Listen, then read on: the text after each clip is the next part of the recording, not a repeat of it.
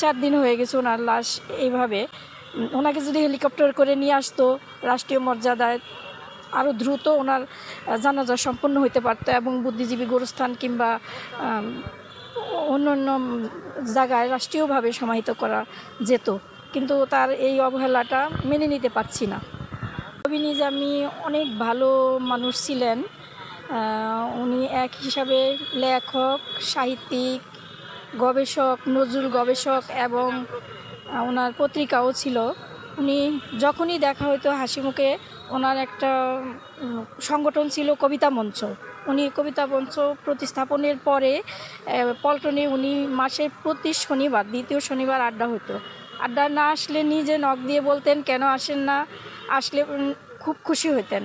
আর বলতেন আমাকে বলতেন প্রকৃত সাহিত্যপ্রেমিক, যেন মানে কেউ আসে নাই, উনি আসছে আর একজন আসছে, আমি চলে আসছি এর মধ্যে।